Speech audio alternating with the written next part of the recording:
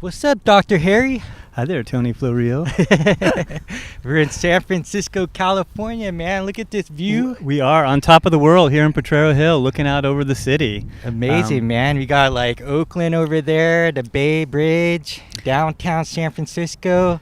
Over there, we got what? Bringing it up to like Russian Hill, and you can see the top of the Golden Gate over there, moving on up into Marin and Mount Tam, UCSF.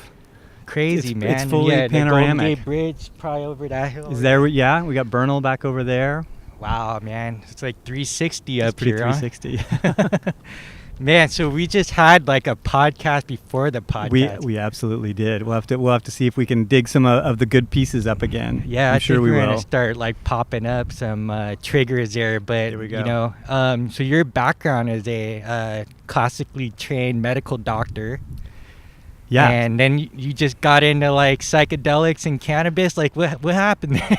Well, it was a little bit of a different transition to that, but no. So I grew up with a pretty medical background. My dad and both my grandfathers were physicians, and I went to college. I think like a lot of kids who grew up and see their parents liking what they do, thinking that I might do that. And I went to UC Santa Cruz, and I did the first quarter of all the prereqs, and then the next quarter I went to the library and started in the A's and got stuck in anthropology and thought that looked a lot cooler than the chemistry courses, and so I ended up going into humanities and actually doing a lot of organic farming when I was in college, and graduating thinking that that's probably what I was going to do.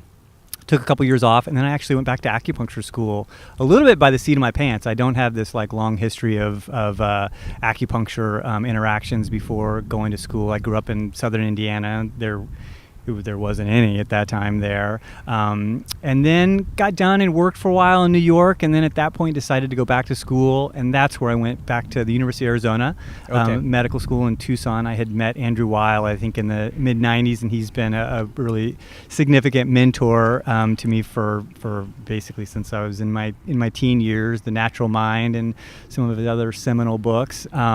And then, fast forward, that got me into coming out to the Bay Area again for residency. And, you know, the transition, if anything, it was really around cannabis. I think when I was in residency, I was starting to have patients come in and saying, listen, I'm on, 60 Vicodin a month for my knee pain. And I started using cannabis either through smoking, or I started to put a salve on, and like, you know what, I can cut back on my Vicodin, and like, that was rare. That was very notable. Most people were typically asking for more pain relief from the pharmaceuticals rather than less. And so I was just like, wow, there's something here. And this was not new. I mean, cannabis, we already had the Prop 215 in California, the Compassionate Use Act.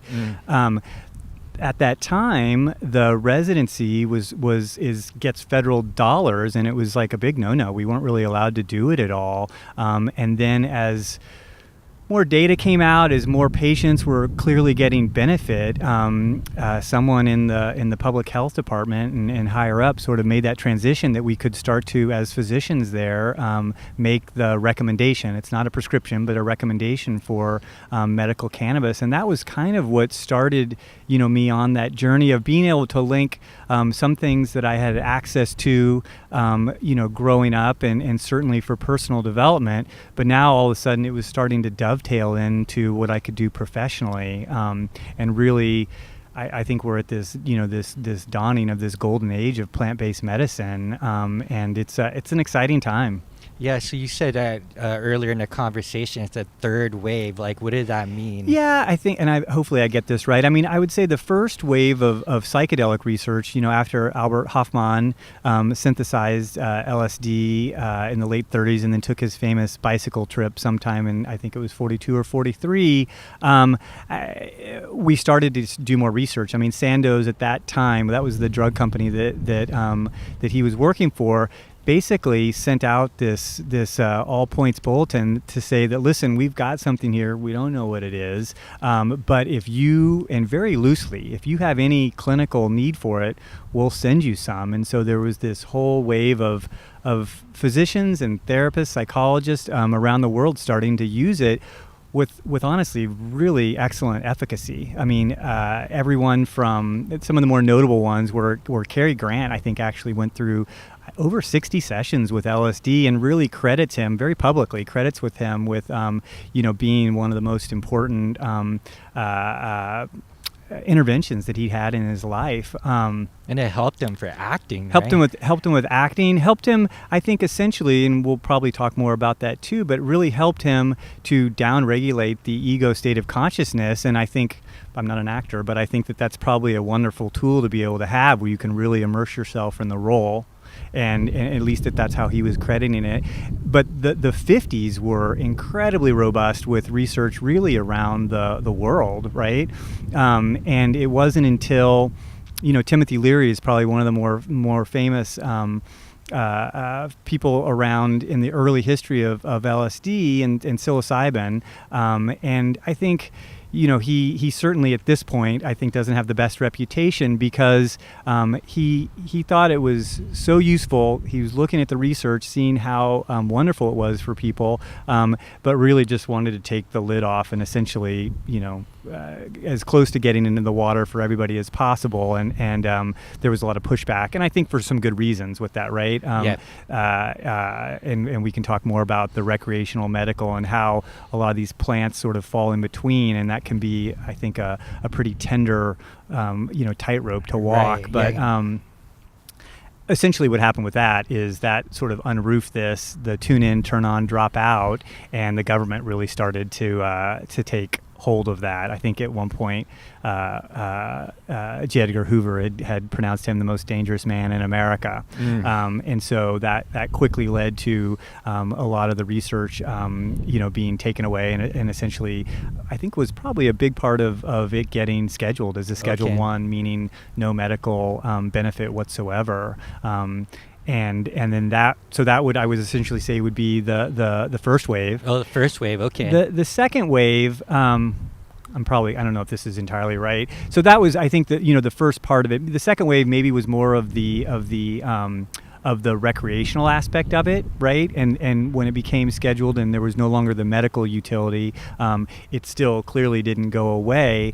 What really happened, and this is where I think one of the main characters in this, Michael Pollan has wrote a wonderful book called How to Change Your Mind, and this really is outlined in there much more eloquently than I'll be able to recount it. But there started to be a couple players that had been around for a long time that really took very appropriate steps. The DEA and the FDA were different in the 90s than they were in the 60s. I mean, one of the things that Michael Pollan talks about is that was a whole generation of potential die-off, so to speak, of the people that were around and so against it.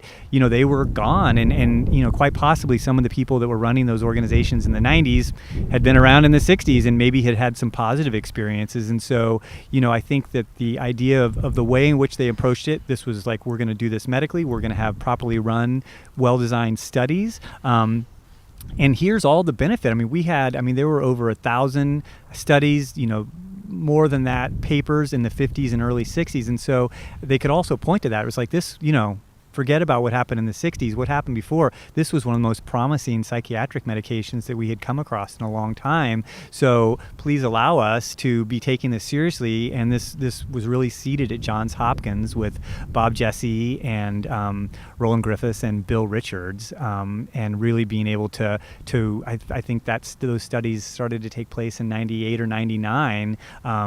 And I think they've run over 1,000 patients through, study participants through, that's typically around psilocybin, and having really good success rates. And I think importantly, doing it in such a manner and in such a container that they really have not had any recurrences of the quote unquote bad trip, right? I mean, people are really, it's for the most part been, I think, a very positive experience. They're doing, there are studies designed around end-of-life anxiety with terminal cancer patients, depression. They're working with alcoholism, cigarette smoking cessation. And interestingly, around the alcohol cessation, Bill W., who was one of the founders or the founder of AA, had actually credits, and this is this is in the public domain, credits his, at least supporting his sobriety with a trip he had on belladonna in the 1930s. And in the 50s, when he was exposed to a lot of this research, he was just like, maybe this should be a part of the AA experience. It's like or at least let's do some research on this. I think that was fairly quickly squashed by the board of Alcoholics Anonymous because they didn't want to have any association with a psychedelic or with a drug in general, right? But within Bill Wilson, he credited LSD as part of his recovery as well, right? I think so. It was definitely the belladonna was the experience that he had, I think, in 34 or something that really sort of kicked that off. But then he was having this, and what's interesting too, it's like then when you look and dig into the whole 12-step program and the higher power, I mean, I think a lot of people could reflectively look back at that as a mystical experience, right? Yeah. It's like you're tapping into the divine. And I think that his experience with that, wedded with or compared with what was going on in the 50s, he was just like, this maybe is a good idea, let's give it a try. And subsequently we've in these more recent studies, we've actually have some good data that with alcohol cessation, like psilocybin specifically, is maybe a wonderful tool. Yeah. Right. And so it's exciting. So I think that sort of gets us up to the third wave of when we're actually doing these studies. Very well run, starting at Johns Hopkins. There's now very robust studies with Tony Bossis at not UCLA, at NYU. And then Dr. Charles Grob, a psychiatrist in Los Angeles, has been running things for quite a while at UCLA, and then centers all over the world, London being another hot point.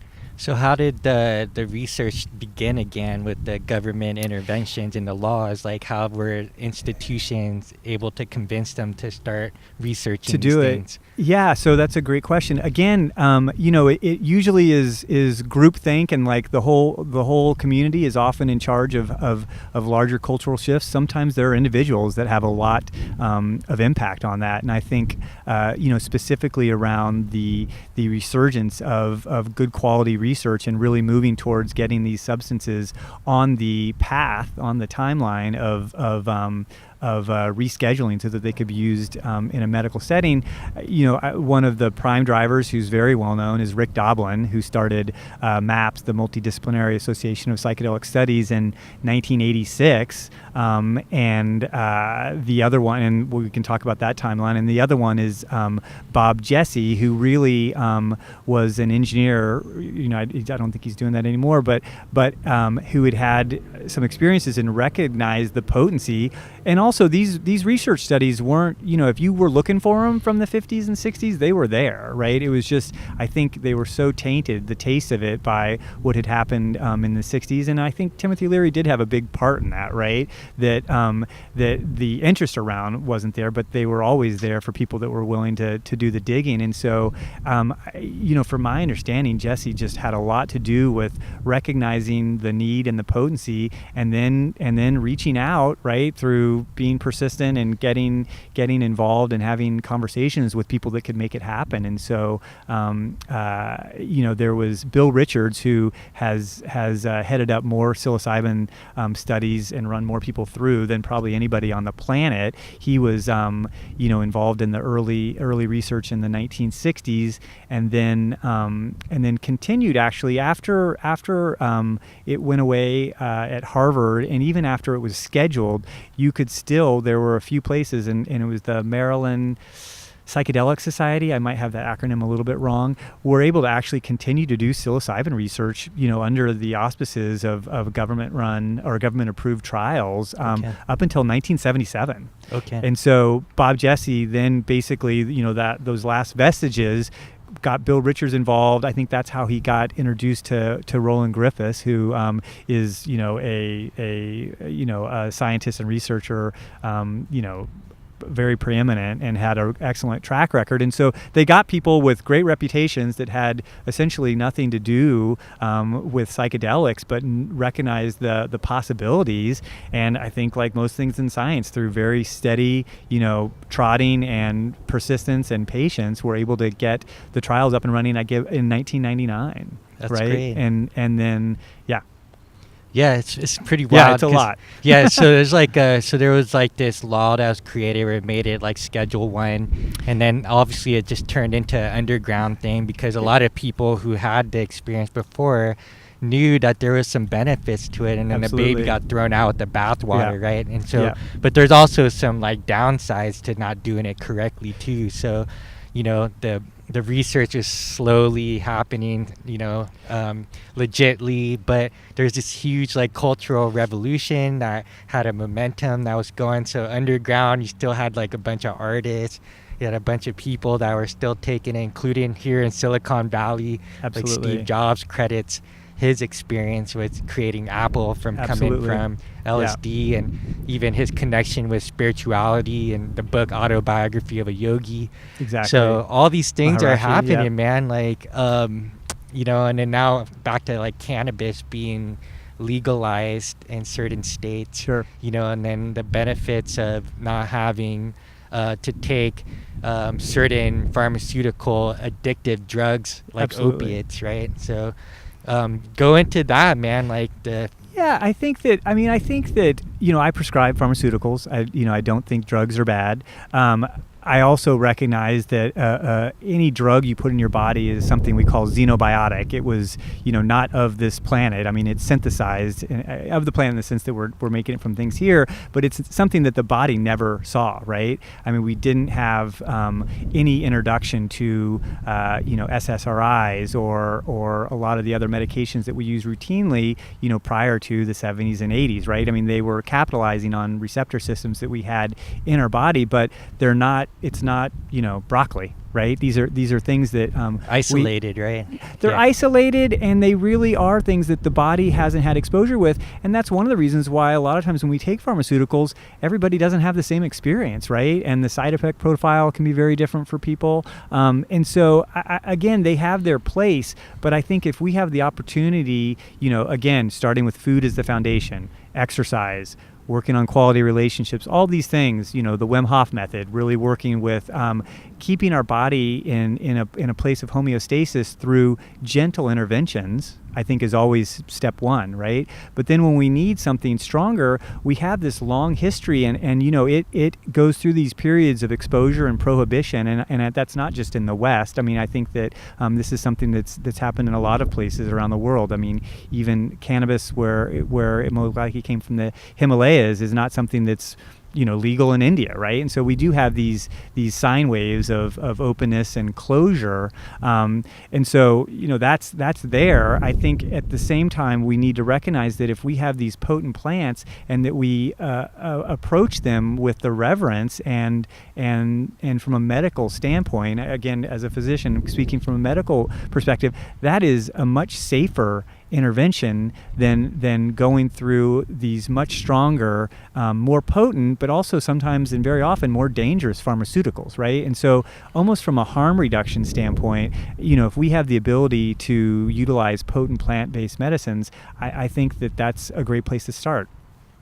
Yeah, so I mean, there's cases of like maybe extreme cases where someone's suicidal. So like, for example, Anthony Bourdain, just took his own life. Yeah. And we don't know like what was going on behind that, but someone like his case, you had mentioned, would a pharmaceutical like a SSRI would have his place in that, or and then of course let's go into the sleep component, how Sure. a lot of these rock stars and entertainers aren't getting the sleep that they need because they're going through time zone differences, messing up with their circadian rhythm. Absolutely. And then also not being able to fall asleep, and then being overworked because they're on some like schedule to get a show done or something. Absolutely. And I think that's important. It is not that we can't ask everything of this life and really push ourselves. I think that we do need to recognize a lot of what we're doing and that has become so commonplace and accepted is very new. right? I mean, the exposure that we have to a lot of the electromagnetic frequencies and radiation, while I think is incredibly beneficial, we're here, we're broadcasting, we use our cell phones, and I think there are a lot of, we're not going to give that up, nor should we. But I think if we're not also recognizing that these are new things, right? I mean, we are exposing ourselves to very new ways of living that I think for a lot of us don't end up being that healthy, right? Sleep is a perfect example of, and we've got very well documented data from the 1950s and early 60s that most Americans on average were sleeping an hour longer than they are now. Maybe that means something, maybe it doesn't. But I think when you look at so many of the problems that we have, the depression, the obesity, right? When we're not sleeping well, that throws off our hormones and it makes it a lot harder to be metabolically in an even keel. And so I think that we need to look at all these things, and that really needs to be a part of, I mean, at least from my standpoint, a part of the evaluation, really getting into lifestyle and nutrition and sleep are really foundation. And if we're not doing those appropriately for each individual, everybody's different, then that's where we start to look at the pathology. We don't start, with a pill, right? And I think that that's the thing that's so important. It's not that interventions and drugs and pharmaceuticals don't have their place, but they should kind of be at the end of the line, right? Once we've tried everything else, and that's just not the way that our system is set up. And I think that there are a lot of people suffering because of it. Yeah, especially these night shift workers. And you're looking at like veterans, they have to stay up. They can't take a time out at war. You got like police officers, you got firefighters, nurses, doctors. You guys go through this crazy internship where you don't get to sleep. Not Medical errors are happening left and right. Yeah. For that reason, And I think that that's a great point. I mean, there are some things, and we were talking about this earlier, there are no timeouts in war. There are no timeouts in the middle of the night in an emergency department. There are times when we're going to have to do that. I think that that's when we start to get into this point, and the term I like to use is called mitigation, right? We're still going to have to do it, but how can we decrease its effect on us, right? And so, if we're having to stay up all night, well, then let's definitely set that system up so that we can catch up as quickly as possible, and as much as we can set things in motion and create a foundation where we have to do that as little as possible, right? And so that's where good sleep hygiene, absolutely good nutrition, right? Where you're basically preparing yourself as well as you can for those times when you actually have to do something where you're pushing a little bit harder than you can 24 hours a day, every day of the week, right? Yeah. And I think that that's, for me, that's the first step. It's the acknowledgement that we don't need to change everything, but we need to change some things. What's cool is, how did you get into this like open-mindedness? Like, how did you get into understanding, like, wait a minute, you're not taught this stuff in medical school. You're taught about how to like prescribe drugs as safe as possible. But yeah, how did you get into understanding like, hey, we got to look at these other first steps for the end of the line kind of thing? No, that's a great question, and it's certainly not a part of Western culture very much, right? It's not. I grew up in Southern Indiana and had never heard anything about balance and living your life in a state of homeostasis. Chinese medical school, absolutely. Like, that was really. I think that I grew up playing a lot of sports, and so now what we call flow, I think at that time we called being in the zone. It was this acknowledgement that these things were happening, but it wasn't in a structure or framework, I think, at least from my standpoint, to really be able to understand it. But in Chinese medicine, traditional Chinese medicine, the tenets, and which have been around for thousands of years, are really about staying in balance, right? And so, if you've got excess of something, well, what can we do with acupuncture and herbs and lifestyles to basically balance that out, right? And the same thing, if there is a deficiency, what can we do to help bring that up and tonify? And these are concepts that are not part of, I think, Western culture in general, and certainly not a part of Western medicine. And so that's really what set the stage, I think, for me. And I think why it's so wonderful to work with natural-based medicine, whether it's Chinese medicine or naturopathic medicine, really working with people that are recognizing if we build you up from the base, then a lot of these pathologies are never going to happen, right? It's really nurturing the roots rather than trimming the leaves. Yeah, it's pretty cool. So you, you come from like Indiana and like the farm. So you had some natural exposures to farming, being connected to the land. But at the same time, it was like very like closed-minded compared here at the West Coast, So how did you end up in acupuncture school, Oriental medicine on that side? So, I think at some point there are kernels in us, probably from when we're born or when we're very young, that things that sort of seed us. And I was definitely curious and liked to explore. There was a large wooded forest behind my house, and my buddies and I spent a lot of time there growing up doing all sorts of stuff. And I think ultimately, I wanted to leave, not because I had I had a wonderful time growing up in Indiana, but I also was ready to explore. And I think I remember I was looking in college books, and there was this one line in one of them for the University of California in Santa Cruz that said, if you're into Henry David Thoreau and the Grateful Dead, this is the place for you. Which at that point, I don't think the mic drop term was around, but that's essentially what happened in my head. And so I ended up being fortunate enough to get in. And that really, I can't underscore enough, I think, how much for me growing up, where I did, how transformative that was. And it was honestly, I don't think that saying that it was a bit like going to a foreign country was that much of an overstatement.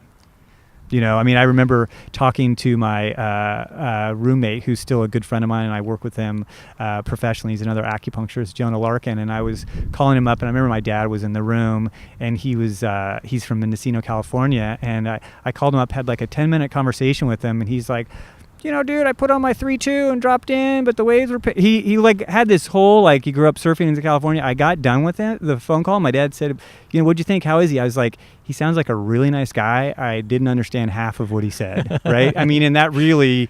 That first 2 or 3 months, I think, in Santa Cruz, and was just such an indoctrination into beauty and new ideas, but also it was a little bit of a barn burner, just sort of staying open, but also there was a transition for sure.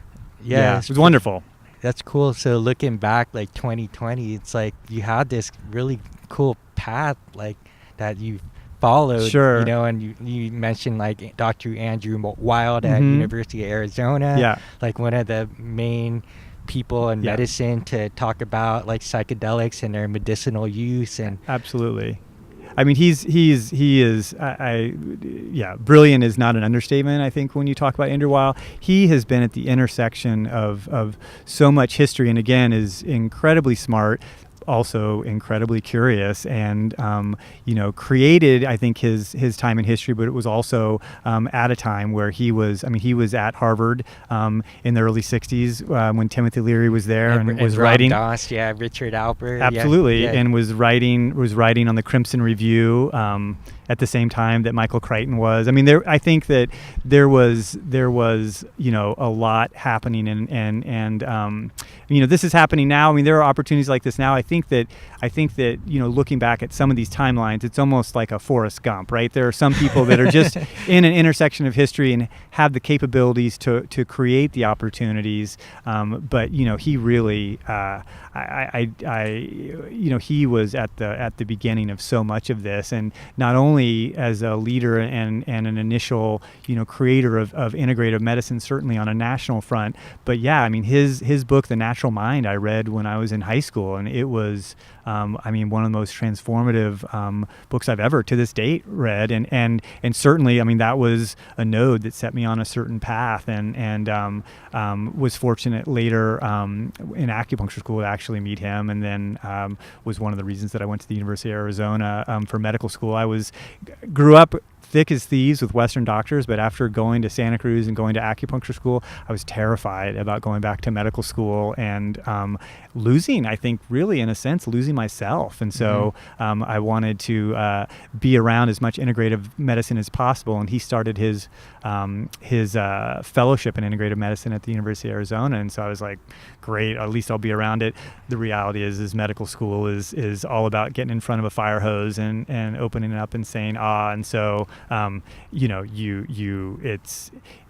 don't think it's a willful indoctrination. There is so much information you have to learn to be able to be a good physician that, I didn't do much other than learn what I needed to at the time. But yeah, he continues to be a guiding light for me. That's cool. How did you not get jaded by that system? And, with you and a lot of our cohort, Sure. like colleague, Yeah. medical doctor Yep. friends. You guys had that like bedside manner. You actually had the ability to listen. You see a lot of doctors with the heavy duty ego, and it's like, did they go into it that way? Did they come out that way? Like, what's going on? Like, how did you able to maintain this sense? Sure. I mean, I think that during that process of medical school, and I don't think what anybody tells you in medical school is that residency is a lot harder. You can't conceive of it, or at least I couldn't. But, I think that hopefully you're going into medicine because, it's hard to not like science, right? And that sort of path of discovery. But hopefully you're doing it to be able to be of service and help people. And so I think that if those two components stay active, then, there are dark days, for sure, and residency certainly had them for me. But I think that holding on to that kernel of what you're able to do with it is what allowed a lot of us to, I think, persevere. Right, that knew going in that how they were going to practice when they got out was going to be very different. And reaching out. I mean, I had a great support network, and really blessed with that. And then just being excited about all the. I love medicine. And what it has allowed me to do, I'm thankful every day. Yeah, you have, what's cool too is you like continue to learn. You're always taking courses like breathing courses, like Brian McKenzie's Art of Breath, some Yep. Wim Hof stuff. You're looking at like all the technologies in the biohacking space, and you just always had that curiosity then, huh? Yeah, and San Francisco is a wonderful place to live from that perspective too. There's just so many interesting people doing incredible work, and the ability to go and do something either on a weekend or even after work, and really continue to stoke that fire is special, right? And I don't know. I think that's ultimately, it's just like, why does everyone, I think that the main thing is when you have something inside of you that you really want to continue to foster. We live in a country that for most of us, that's an opportunity that we can follow up on, right? And so I think understanding that's important, right? Not everybody has that access. And then in this country, clearly not everybody has the ability to do that too, based on their economic upbringing and their responsibilities, right? So I that is something that I think about every day, right? And really feel as the responsibility of, like, if you have this interest and you have this ability to follow through with that, that's part of your dharma, that's part of your work. And so it's something that it's fun. Like, I wouldn't do it if it wasn't. Yeah. And the fact that it's something that I think I can hopefully give back to people, all the better. That's cool. Let's segue back into cannabis and psychedelics. Sure. And like, what role has that played in your own life and your patients? Yeah, I think personally, and Andrew Weil writes about this so much. This idea that we don't all want different levels of consciousness, different states of consciousness. Everybody wants to do that. This is why, I think his example that he's wrote about a lot was, the 3, 4, 5-year-old kid who likes to spin around until they get so dizzy they fall over, right? This search for different states of consciousness not only can be something that just from an exploration standpoint is interesting and engaging, but it also gives us reference, right? We're going somewhere else, and that gives us the ability to get back to where we started, right? And take that information from that journey with us. And so, I think one of the and they've been doing for thousands of years in India, breath work, right? Pranayama, the ability to change your consciousness and your physiological state through something that you own, that's internal, right? Has been something that people have been doing forever, right? Yeah, so we literally have our own pharmacy inside our bodies, right? 100%. Okay. Creating endorphins, like, absolutely. So I think that when you have that recognition, right, which a lot of folks here certainly do, then it becomes, well, that's one way to do it. What are some other tools that can kind of key us into different avenues and different venues? And I think that that's a lot of what the plant-based medicine has been historically in the Amazon.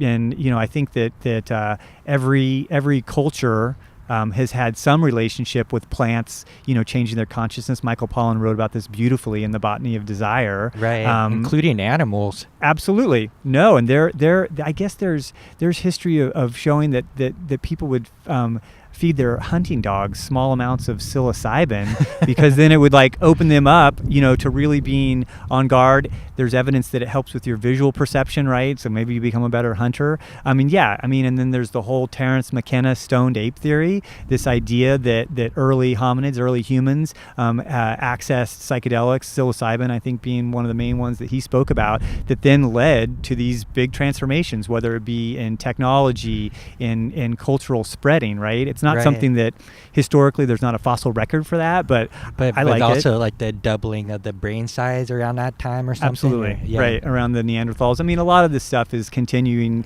to be, reviewed and analyzed, but this idea that having a state change not only has the opportunity to give you an experience in the moment, but then what you then do when you come back to your quote unquote ordinary state of consciousness, then you can make changes from there. And so I think that, the breathing is great and we all can access that. And I encourage everyone to develop some sort of breath work, certainly a meditation mindfulness practice, right? When you see what some people are able to do with meditation and fasting, it's psychedelic, right? I think that moving forward, and again in this new resurgence, we have the opportunity to do so many things with cannabis, right? Whether we're looking at THC or CBD and really, dissecting, still working with whole plant medicine, but dissecting the cannabinoids, dissecting the terpenes, and then putting them together, through how we're working with different chemovars and different extraction processes. We're able to work with someone and help with their anxiety. We're able to work with someone and help with their pain. There's good evidence that both THC and CBD have anti-cancer effects. So we're able to open up this whole cornucopia of plant-based pharmacies and do so much. And I think that's the same thing with a lot of the more traditional psychedelics around mental wellness and depression. And it's phenomenal. I think right now we are in a moment. Yeah, it definitely feels like, as you said, the third wave and then the Renaissance as a result of all this, because all the great music, all the great art have sort of been influenced by some of these things, like I'm sure there's some people that kind of had a muse in a flow state naturally, just being out in nature. Absolutely. Or surfing or whatever they're Absolutely. doing, and they were able to create these sort of magical works of art. But then there's also these tools that are like now starting to be available. The issue I've seen is just it becomes like a trendy thing. Sure. So there's a lot of abuse going on with like sort of fake shamans or people that taken it and they think they're expert at it and that they could like guide people through it. So I totally see that whole responsible regulation with the government intervention. But at the same time, you do see a lot of people, I guess with what happened in the 60s and 70s, there was a lot of like immature folks Sure. who were experimenting and things gone like wrong, and dangerous. So what are some of the abuse that's going on with these kind of things, and how can we make it more safe for people? Yeah, that's a great question, because I think when we talk about, a cultural container, I think that that's very important. A lot of the medications, whether it be psilocybin, which was, originally introduced from the West from Oaxaca, and Maria Sabina, and Gordon Wasson, who was a banker from New York, actually had that experience. And really, that him going down to Mexico and then bringing that back really kicked off a tremendous amount of the interest in early studies. He actually sent mushrooms, to my understanding, to Albert Hofmann, who synthesized LSD, who was then the first person to synthesize psilocin, or synthetic psilocybin. And I think that we took these medicines, we found them in a cultural context, right? It was not a party drug in Oaxaca. Ayahuasca, to my understanding, was not a party drug in the Amazon. And not something that they did all the time, right? There was a whole cultural context around that. There's even evidence that the early Greeks had an annual ceremony where there was, we don't know what it was, but there was something, a potent plant-based medicine that created this internal state change, right?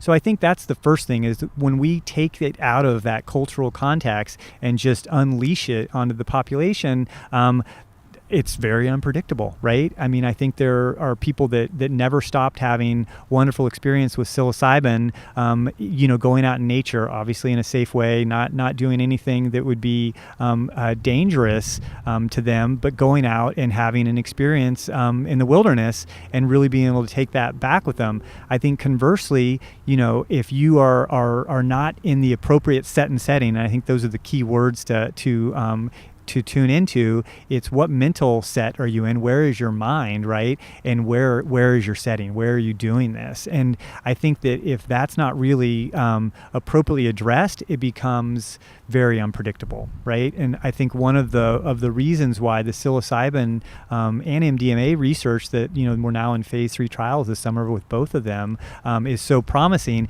is they're very tightly controlling that, right? It's very reproducible. Everyone essentially having the same setting, and then through pre-treatment really working with the set, right? Really, having therapy before you're having these experiences so that everybody can have questions answered, have an idea of what that experience is going to be like. So then when they go and do it, if they're psychedelically naive, it's going to be overwhelming, right? But they're doing it in a container that feels safe. And really, I mean, to my knowledge, it has been, the early data is unbelievably positive. And also just this idea of a quote unquote bad trip isn't really coming up. They're really able to do it in such a way that it's, predictably and reliably, at least benign, if not typically positive. And I would say that was the biggest thing. It's like you then take a high school kid, college kid who,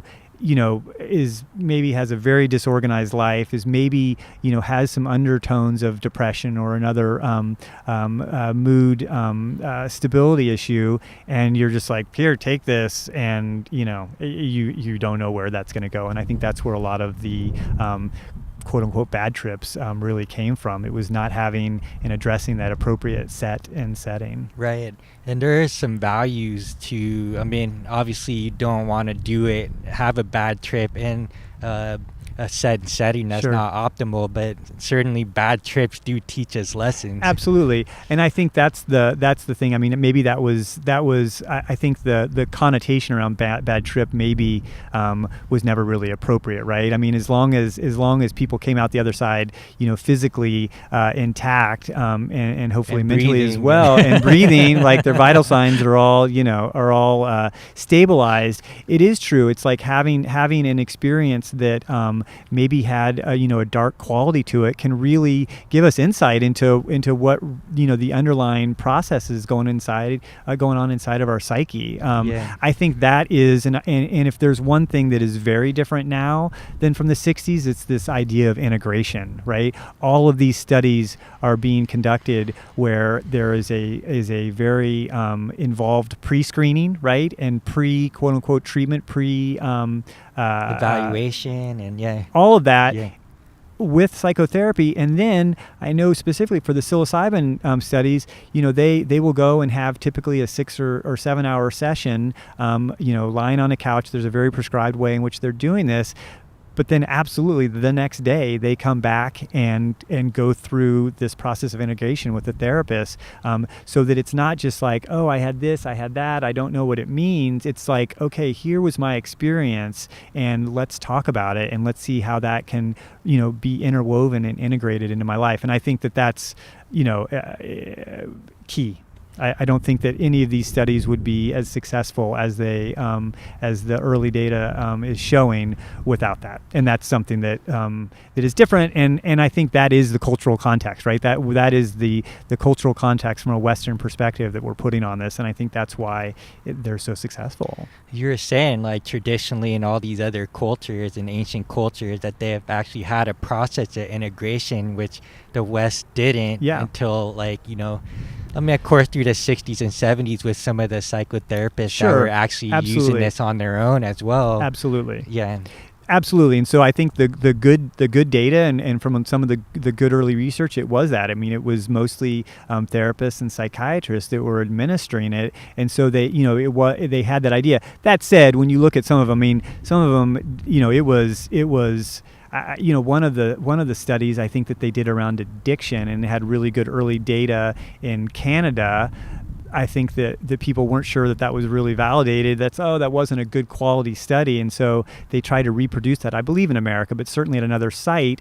And so they were giving LSD to people, and I think it was for alcoholism, but they were strapping them down, like they were restraining them. Oh. And so that is not an appropriate setting. Yeah. And so consequently, people didn't have the same positive outcomes, and so then it was like, oh, see, maybe this doesn't work, right? I mean, so having proper study design and with people that are knowledgeable is incredibly important. That knowledge has been something that they've created within the scientific framework in the last 50 or 60 years, whereas something like ayahuasca, something like psilocybin, that cultural container was created over thousands of years, right? And so it's implicit in the experience. So, like, what's going on with these plant medicines and psychedelics? Like, how are they actually working? How is it like changing people's perspective on life, and then making them more like mature and integrative human beings? Sure, that's a great question, and partly the $1 million question. I think that's something that that a lot of the scientists and researchers are really working on. Something that I'm trying to study and surround myself with that knowledge as much as possible. I think one of the initial theories that they've really proposed, because I think what's important to note is that not only when we're having success rates like with psilocybin and depression, psilocybin and smoking cessation, right, MDMA and PTSD, which the early data is really pretty phenomenal. I mean, much better. The data on psilocybin and depression, is so much better than SSRIs, right? I mean, when the selective serotonin reuptake inhibitors came on the market, I think it was in the early 90s, and we know this, right? They can be helpful for some people, but they barely beat placebo, right? They were, and when you set them next to good psychotherapy and regular cardiovascular exercise, it's kind of a washout. That's why it's good to do all three sometimes together, but it was not that impressive. Whereas the early data with the psilocybin and the MDMA, it's like instead of just beating placebo at 51 or 52%, I mean it's 80%, right? I mean the psilocybin recurrence when they're working with depression and people are getting better, I mean the 1 year recurrence rate, I mean the success rate is like 70-80%. I don't know exactly what the percentages are, but it's incredibly high. It is not just a little bit, and I think that's one of the things that's allowing these studies to continue and have more studies and more study sites, is that the data looks wonderful, right? And I think the other aspect of, so specifically pharmacologically how they're working, I think that was the question, is I don't think we entirely know, but what is so incredible about them again is that they're having 1, 2, maybe 3 sessions, and that's it, right? I mean that is the entirety of it. It's not here's a pill, take it every day for the rest of your life, right? It's really something happening in the moment, oftentimes after one experience. And so then I think one of the most prominent theories right now is something about the default mode network. And the default mode network is a number of parts of the brain that work in conjunction with each other that are basically most active. The default mode is most active when we're daydreaming, when we're thinking about our life, when we're thinking about what we're going to do tomorrow, and it becomes less active when we are in flow, right? When we are in the moment, and whether that be something that's stressful, right, or something that is just like I know you're doing the kettlebell partner passing, that absolutely takes being in flow, so that not only can you do it, but so that it's safe and effective.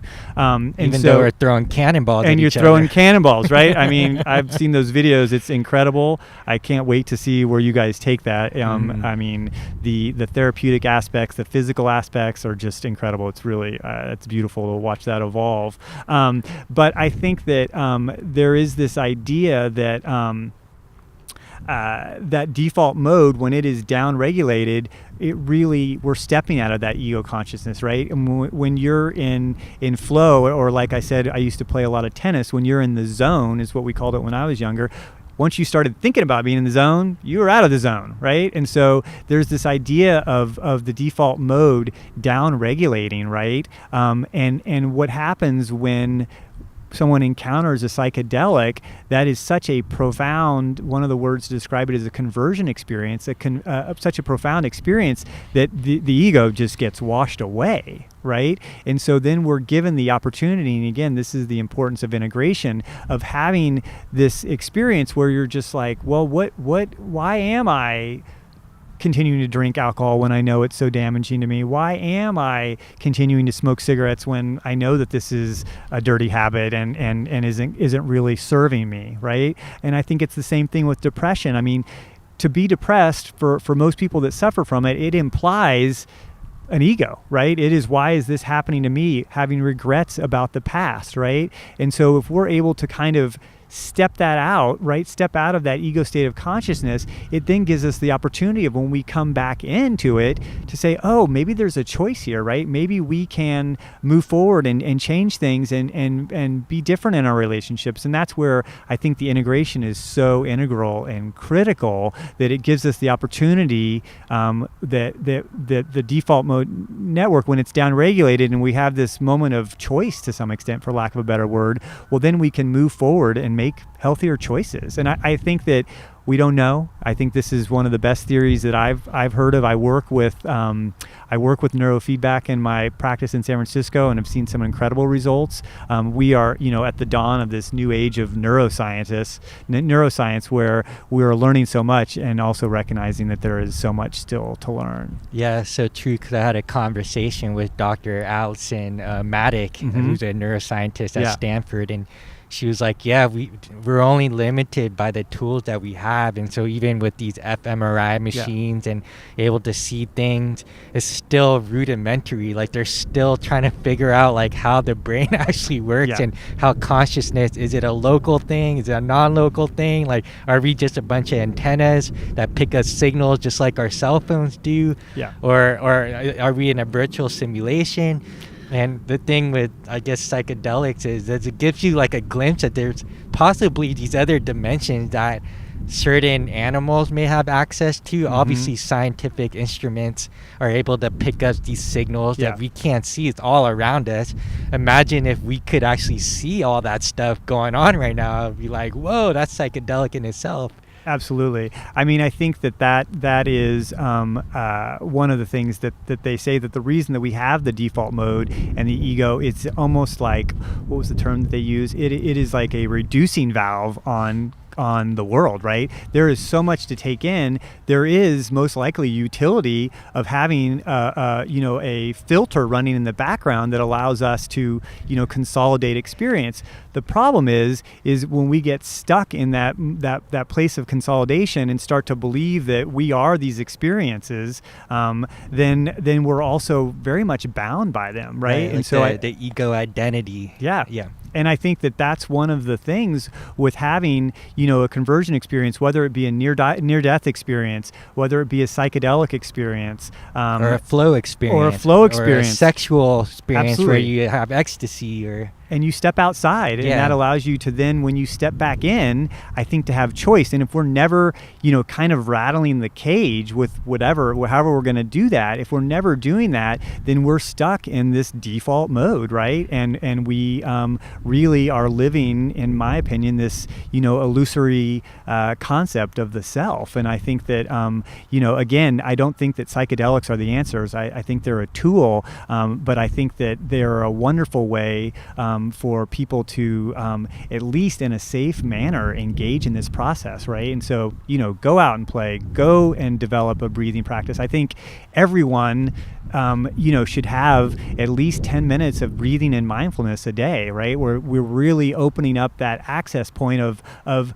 not only getting out of the ego state of consciousness, there's also a sense of community with that. This is shared experience, right? And I think that when you were talking about when you were talking about, where does consciousness reside?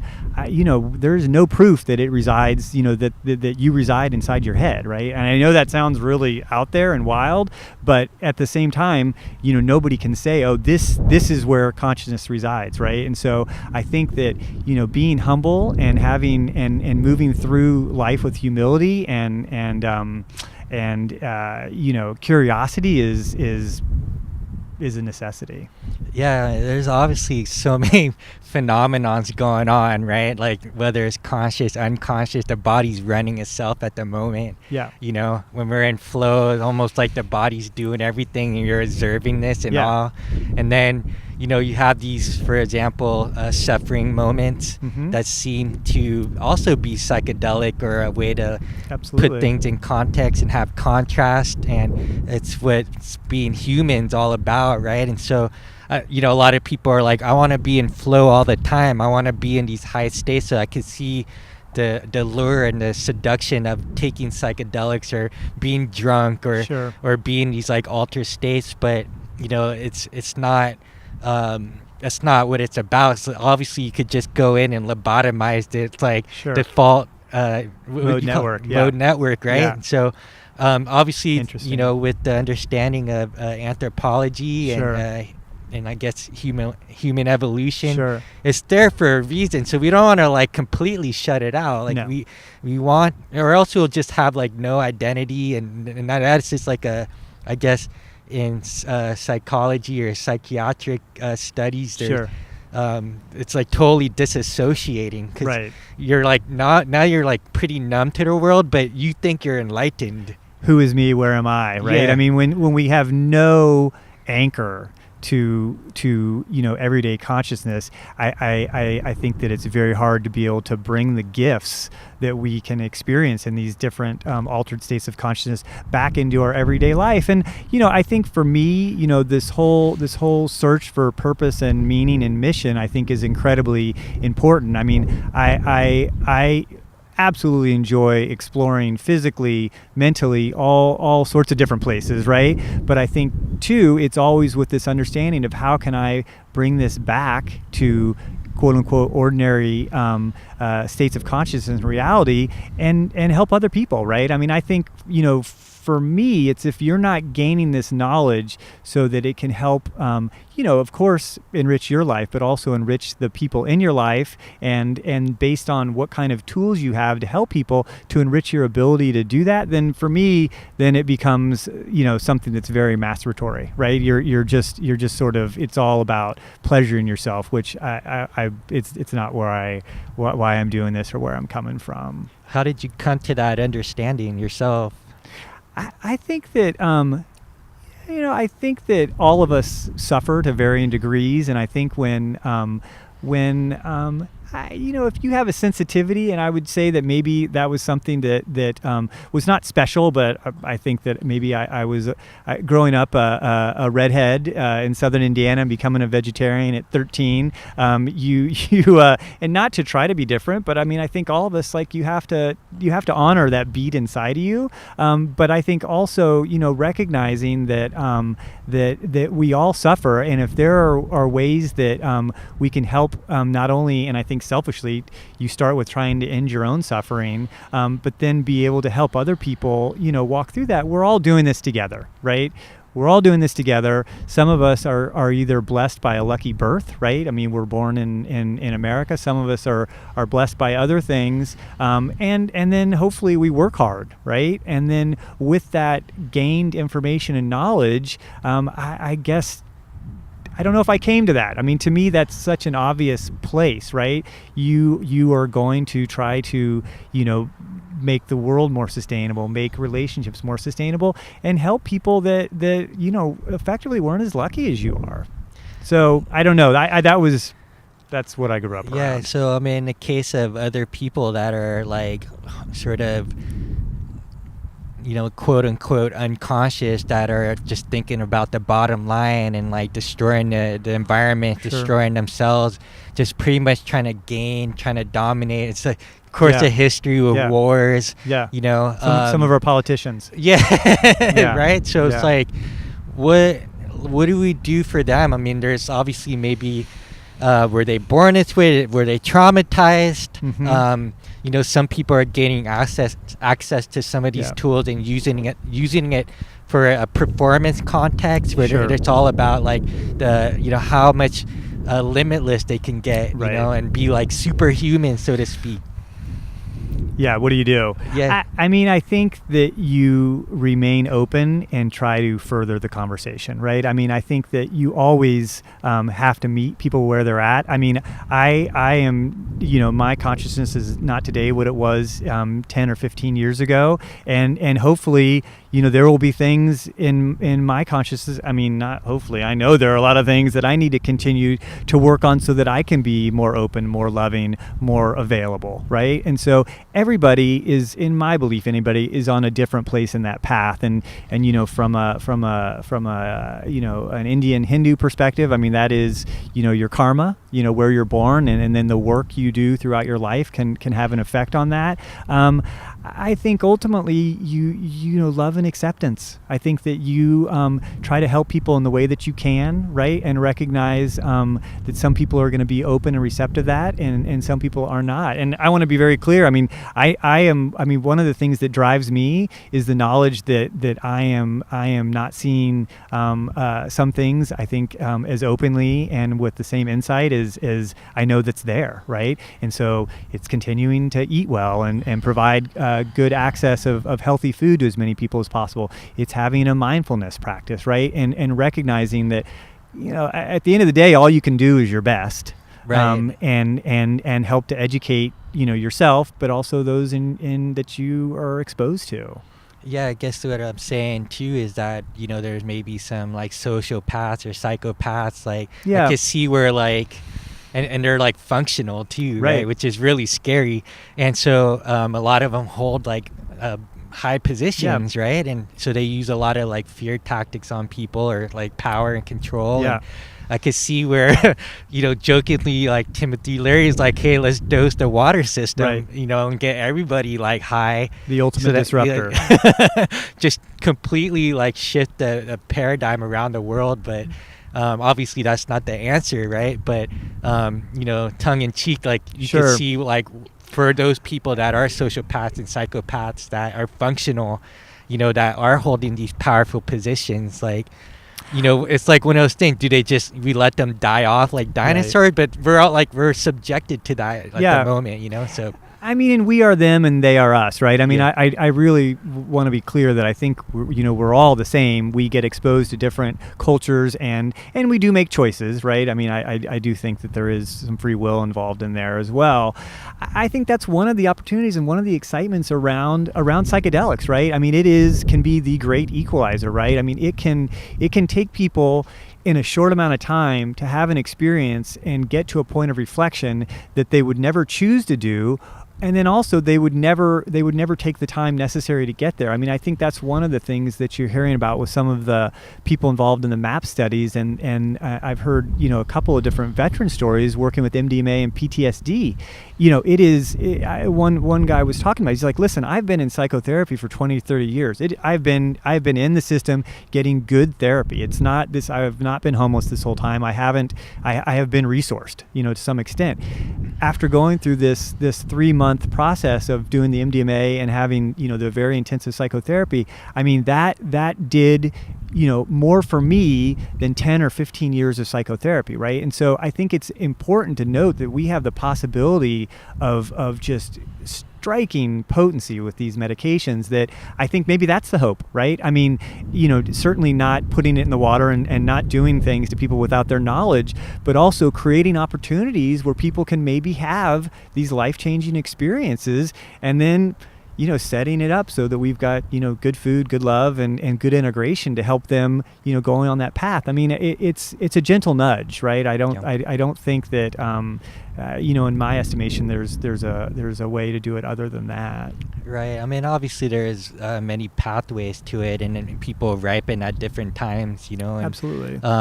But what would you say to like critics that basically say like, hey, that's just basically like doping, like in sports, you're like cheating. You should do it the hard way and like work hard and like suck it up and basically do it naturally. That's a great question. I think if someone is suffering and there's a way to cheat to help them end that suffering, I'm all for it. Right? I mean, I think that if we're talking about cheating to become a more realized, functional, healthy human, I'm all for it.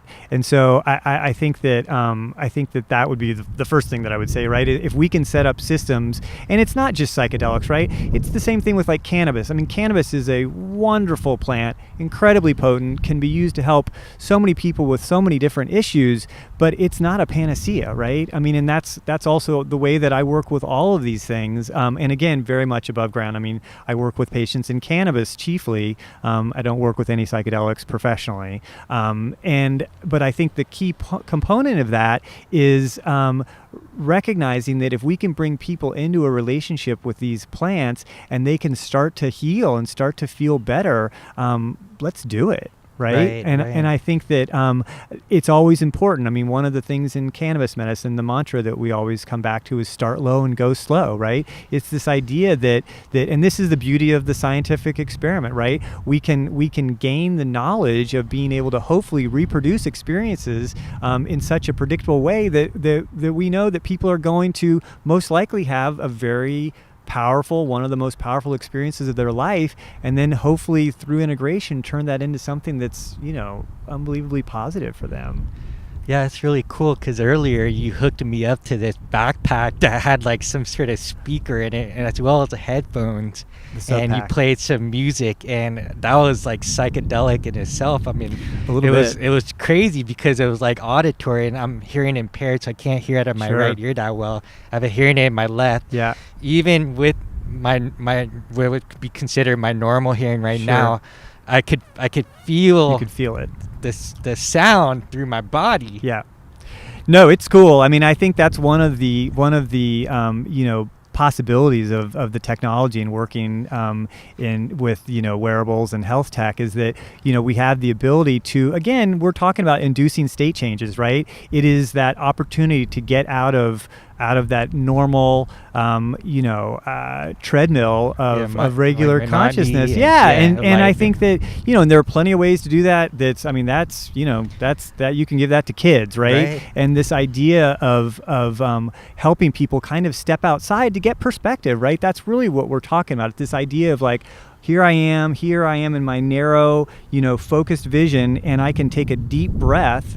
And sometimes that's using plant-based medicine. Sometimes that's using sound. Sometimes that's just using, our internal processes. I can take a deep breath and go into this wide angle place, right? Instead of me being focused pinpoint, which sometimes being laser focused is necessary, but then having that ability to take a deep breath and open up to our surroundings. I'm all for doing things safely, but really opening up the Pandora's box of the cornucopia of ways to do that, right? And whether that's through breath, whether that's through psychotherapy, whether that's through plant-based medicines, whether that's through music, right? I mean, this is a good rock concert is a state change, right? Yeah, or go and see like a 3D movie. Like, it's just like what's accepted by society, right? Yeah. And then it's like, hey, hold on a sec. There's other aspects of looking outside of what's considered like legal, so to speak. Absolutely. Just because certain people felt like this is how it's got to be. But people are always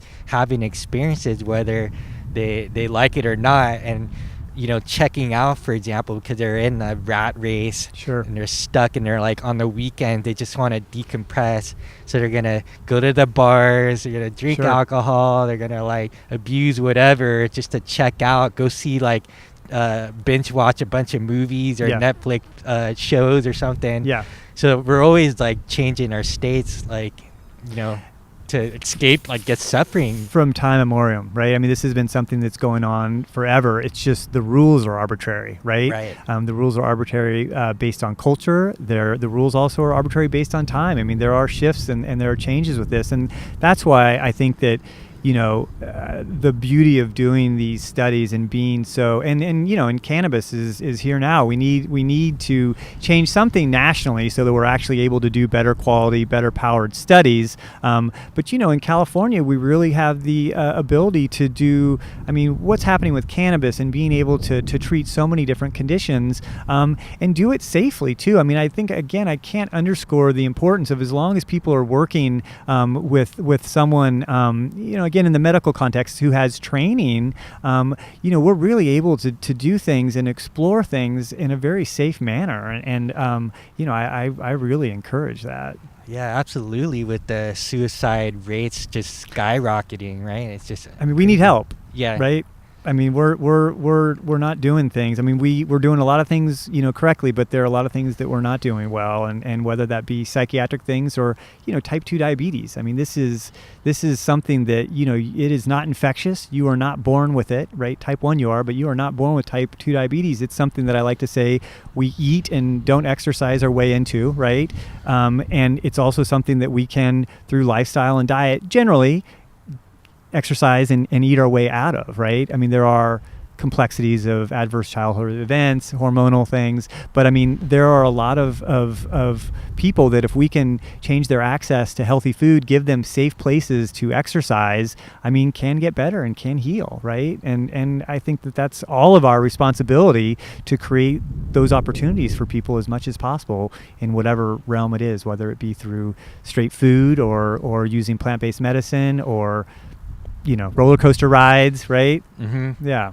Yeah, I guess, I wouldn't guess, but I know for sure that exercise has a huge effect on our mood, right? And then sleep, eating better, making better choices with food, which kind of becomes a little confusing because there's so many different diets out there, whether it's paleo, keto, people are fighting each other, even when they're, it's we're all different. So what do you recommend in terms of that? And then also, what about going outside, getting off, unplugging off the technology too? And yeah, so I would start with the food thing first. There is not a perfect diet for everyone. We're all different.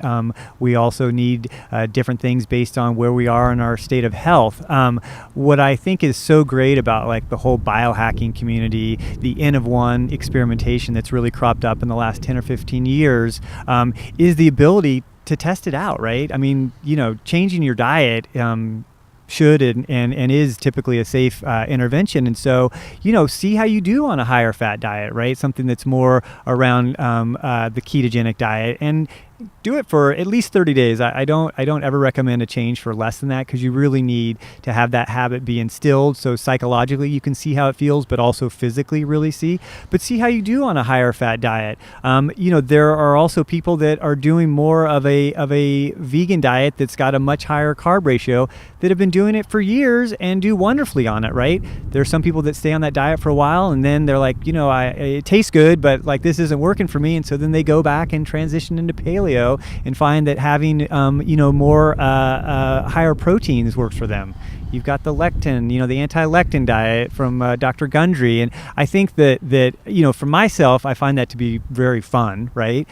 Personally, doing a lot of experimentation, and then I think taking that information and then again from what I do, working with patients to sort of investigate, right? But it's not a light switch, right? It takes a process and it takes some time to really see what works best. But it is that idea of reflection, writing down what you're eating. How is that affecting your mood, right? This is where sometimes using the technology in a mood app, okay, well, 2 hours after a high carb meal, I don't feel so good. I feel, foggy. I don't feel very refreshed. Whereas, if I have my bulletproof coffee in the morning and I'm working on intermittent fasting and take 14 or 16 hours every day where I'm giving my body a break from eating, I feel a lot better.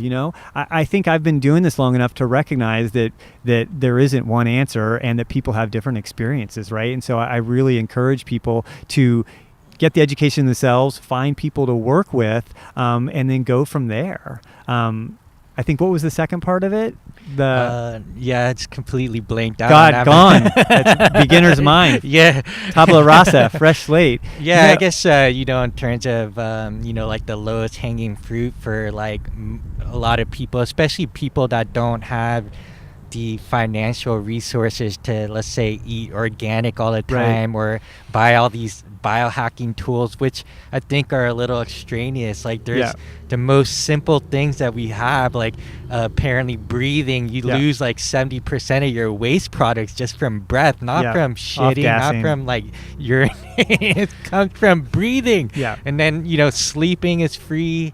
That improves hormone profile. You can burn a shit ton of fat just from getting that full night's rest sleep. Absolutely. And you're optimizing, right? If you're eating well, sleeping well, relating well with other people, have a healthy sex life, that's also optimizing your existence. And then you're more impervious to these insults that come in, right? And so that's where really building up from the core, I think, is so important. So low-hanging fruit, I think the starter with this is certainly sleep, is recognizing that everybody needs a varying amount of sleep. I've never met anybody who actually, when you look at their long-term performance, their hormones, that does well on 5 hours a night, right?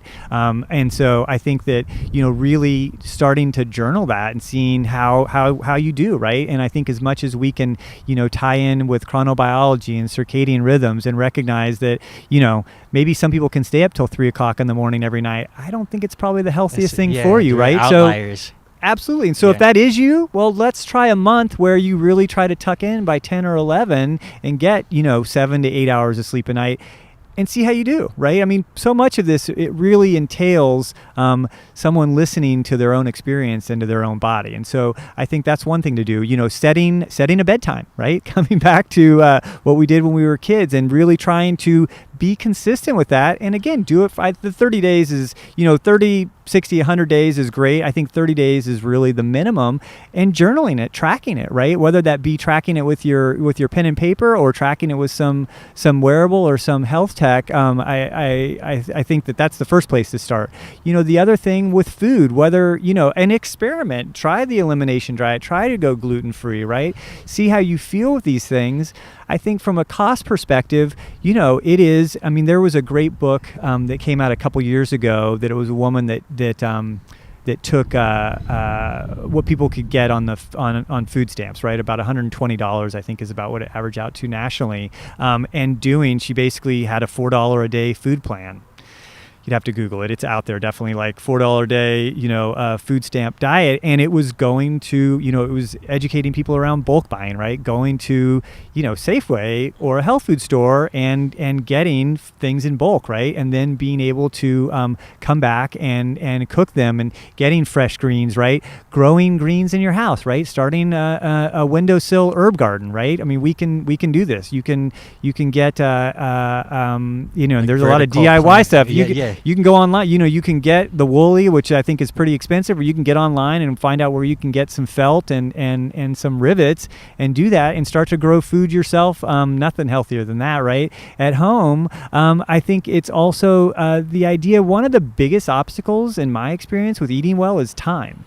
Right. And so I think a lot of people just don't feel like they have time to create that nourishment. And so and being tired as well. And being tired. Yeah. So I think that's one of the things. You look at like the sales of Instant Pot, right? They are through the roof because this is a way to actually still prepare things in a healthy way, but it's fairly no touch, right? It's choppy. I have one. I can't believe how well they work, right? So amazing. It's like boom, boom, boom. Takes you 10 or 15 minutes of prep. You stick it in, you come back in 30 minutes and you don't have to stir it. You're not doing anything, and you're eating, and it's very wholesome, right? And inexpensive, right? And so I think that's the main thing. It's like, it's like growing what you can, and some people don't live in cities. Some people can really do that, right? Putting some planter boxes in their backyard and growing more food. Certainly reaching out and seeing if there are food banks, right? For people that are really having, stressors around just getting access at all, living in food deserts, that's a start. I think the bulk food, getting a slow cooker. I mean, going to Goodwill. I've done this on numerous occasions where you can get a practically brand new slow cooker for $5 or $10. Well, there you go. You can make your bone broth in that if you're doing that. You can have a soup that's kind of always on the ready, for the day, and continue to get nourished. And so yeah, you mentioned like Craigslist, all these Yeah. places where you can buy like Absolutely. pretty unused things for pretty cheap. Right? Absolutely. No, and I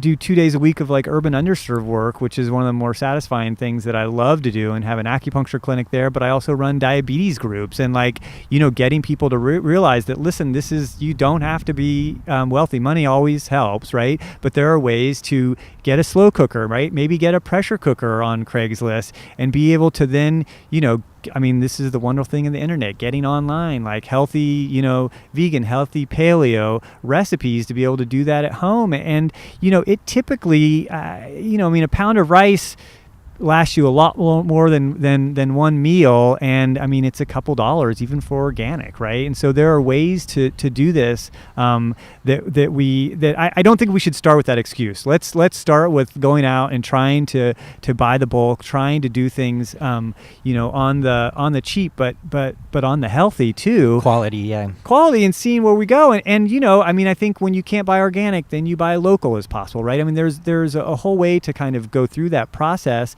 and you do your best, right? And I think that one of the things that happens when you start nourishing yourself, right, then you start being able to be more healthy, right? Then you maybe can go out and get a different job. Maybe you can have a different quality of relationships. And then when you're there, then you're able to maybe financially be in a different place, but you're also mentally in a different place so that you can make healthier choices, right? I still continue to go to India to practice yoga as often as I can. But one of my first trips, one of my friends who I've stayed in touch with, is just a beautiful soul, Nick Evans, was living in India. He had cancer and was at that point of like, I got to make a big change or I'm not going to be able to make it, right? And so really set in motion a lot of decisions in his life, and one of them was to go to India. And at that time, the yoga where I practice in Mysore was really expensive, right? And much more expensive than probably any other place to go and do yoga. And he was like, when I first got here, I thought this was really expensive, right? But as I practiced 6 days a week, day in, day out, after months and months of doing this, I got to the point where this is one of the cheapest things I do. This used to be expensive and now it's cheap, right? This idea that when we find something that really turns us on and keeps us healthy, we are able to make changes so that we can do it, right? And I think that's so important, right? Yes, the irony of it is because you get more productive when you actually put more time into exercising, getting sleep, eating right, and like, let's say, journaling and learning about yourself. Yeah. And it's like, that takes time, but the amount of time that you gain from that is like, it's like exponential. It's amazing. Absolutely. And I think they've done tests even with people in cramming, right? We always kind of think, God, every last minute I can milk into studying for a test, even if I only get 3 hours of sleep, that's got to be better. And it absolutely, having a good night's sleep is one of the best markers for performance, right? And so, but it takes a little bit of a leap of faith, right? That's the ego doesn't want that. The ego says, I've got to keep going, got to keep going, got to keep going. And so we really need to take that opportunity and to some degree take that risk of like, oh, I'm gonna look at this differently. I'm gonna see if there's another way to approach it. But clearly, good food, healthy, good clean water, good clean air, a good night's sleep. I that's the best place to start. Yeah, sunlight. Yeah, absolutely. We didn't touch on that. Play in the dirt, Yeah. go in nature. Yeah, all these like really cheap things. And quite honestly, the things that we did, that were our only choice a couple hundred years ago, right? I think Michael Pollan in his book Food Rules had this thing, other than eat food, mostly plants, not too much. It was like, don't eat anything that your grandmother wouldn't recognize, which sounds so quaint and a little bit funny, but it's also true. I think that even when we think we're eating healthy, when we're eating healthy processed food, and you look at that label, that stuff's made in a food lab, right? That is not from the earth. And sometimes just making those very simple, that's the irony of this. It's like we as a society are training all these medical professionals to then help with people with so much, like in the context of type 2 diabetes, it is get good sleep, eat good food, exercise, have quality relationships, manage your stress. I mean, that's really the way to not only prevent but treat it. And it's what we were doing a couple hundred years ago, assuming there wasn't an active war going on. Right. Yeah, it's crazy. And the ability to like frame like situations better, like when there's a lot of stress in your life, you can actually just take a few breaths, reframe, and then move from there instead of like be reactory. And then you have community, so like changing your environment like will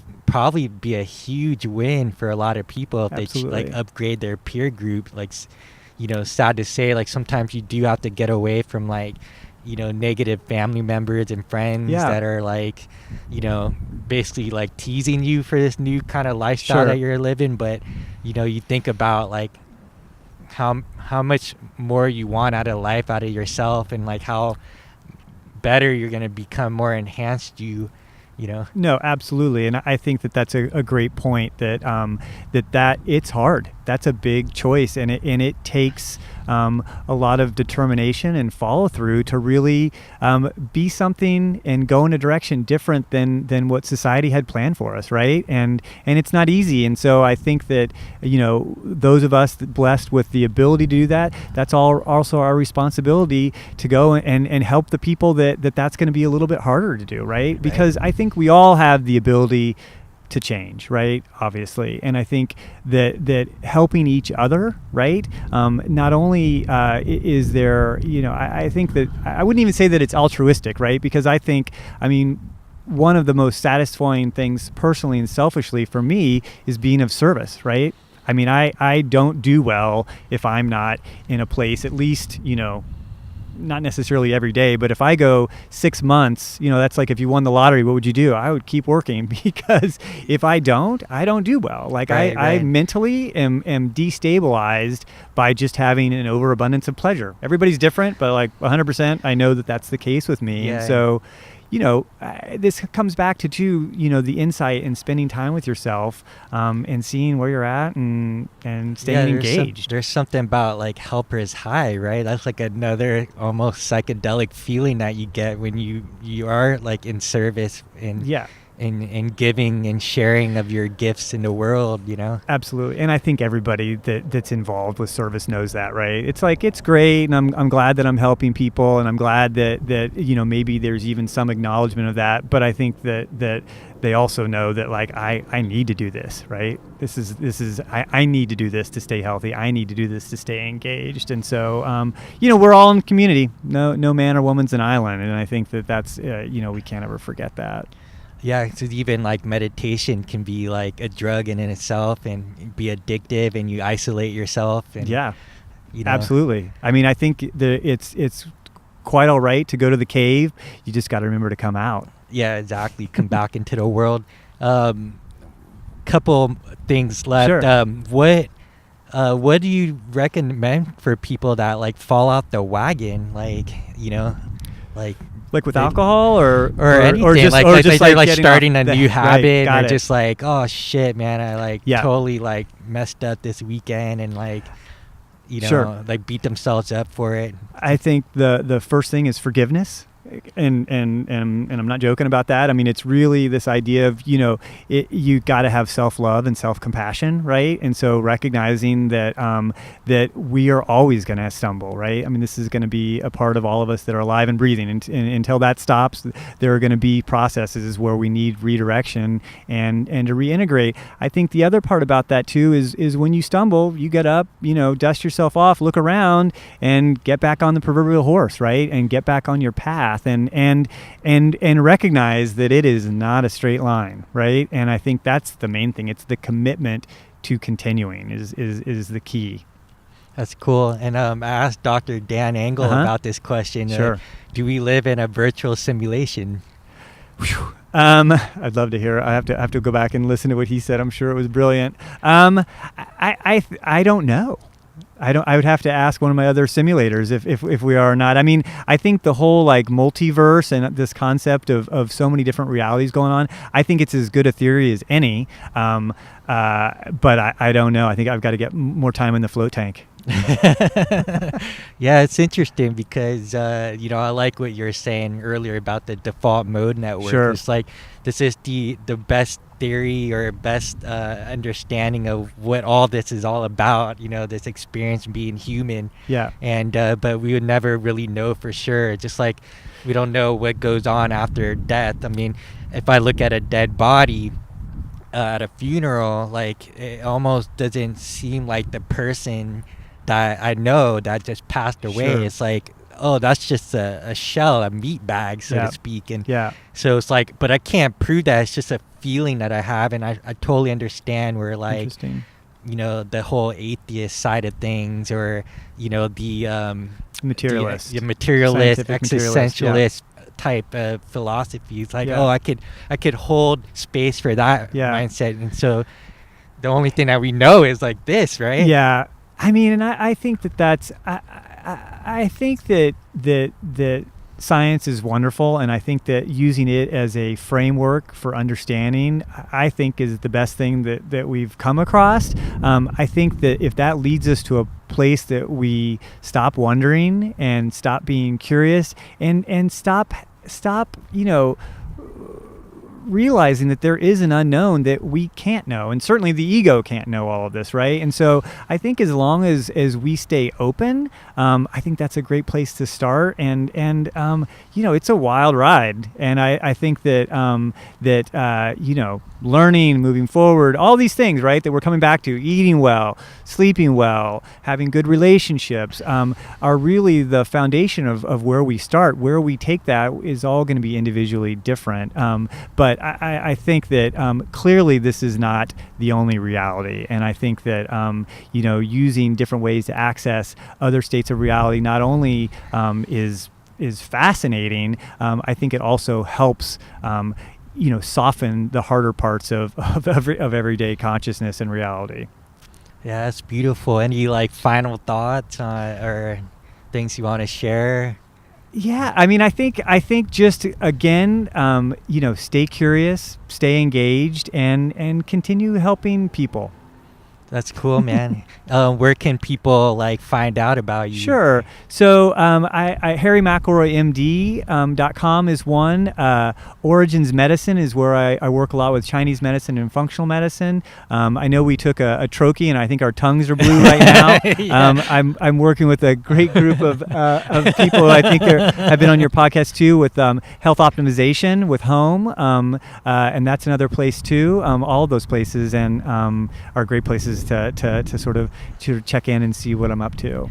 Awesome. Dr. Harry McIlroy, thank you so much, thank brother. you so much. Yeah. All right, awesome, Tone. Take care.